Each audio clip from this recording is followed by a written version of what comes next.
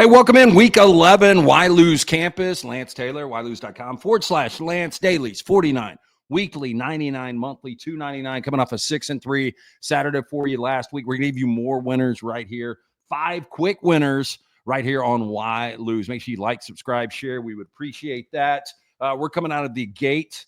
Noon kick, ESPN, number 4 Miami, undefeated, heading to Atlanta to take on Georgia Tech at Bobby Dodd. Haynes King, probable in this game. I think he will play, and I think this will be the difference for Georgia Tech. Now, pretty amazing that Miami is surviving and advancing down in the second half to Duke last week, and they end up pulling away, and the score a little misleading, 53-31, but surviving the weeks before, from Virginia Tech on the Hail Mary to coming back from 25 down against Cal to surviving Louisville in that track meet. Now I'm catching 11.5 with this Georgia Tech team.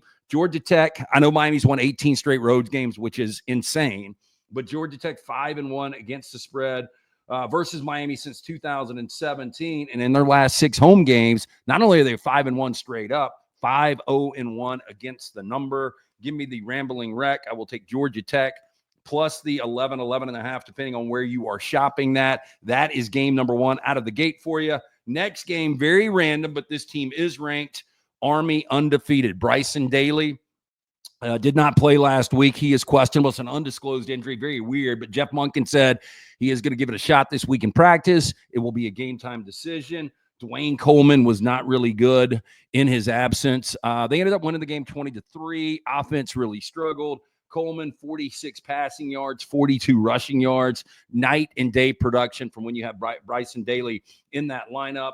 On the other side, I just look at what Chandler Morris has been able to do for this North Texas team. They're coming off 1 possession, back-to-back losses at Memphis and against a really good Tulane team.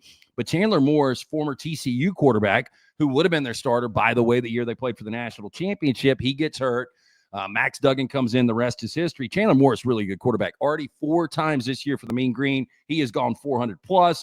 I'm catching 5.5. I think you've got a live dog situation.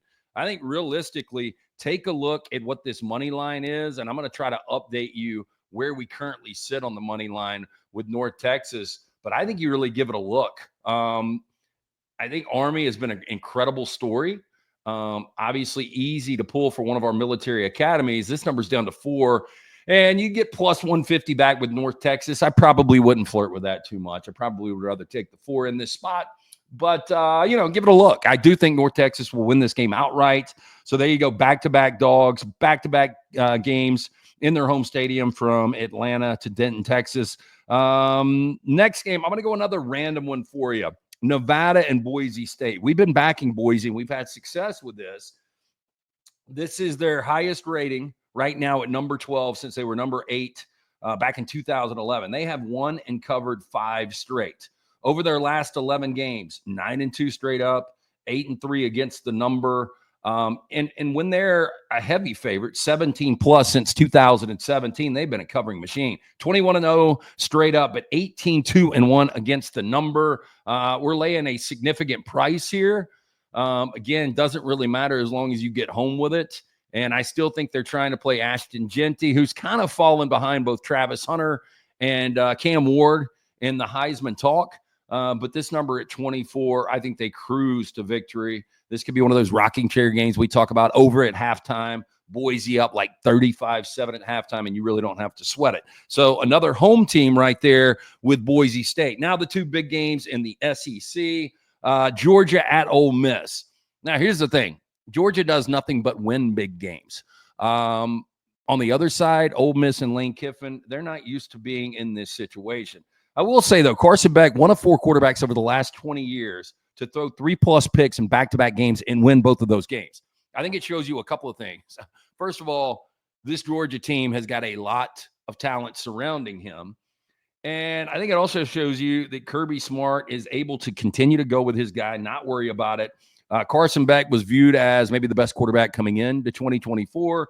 He was viewed as the guy that would go number 1 overall to whatever franchise needs him in the May draft. Those things seem to be long gone. Still has the potential to be a franchise quarterback in the NFL. But last year, in 417 attempts, he only threw 6 picks. This year, he's thrown 11 picks in 290 attempts. That is the most right now in the SEC. So the good news is Georgia has been road favorites under Kirby Smart 33 times.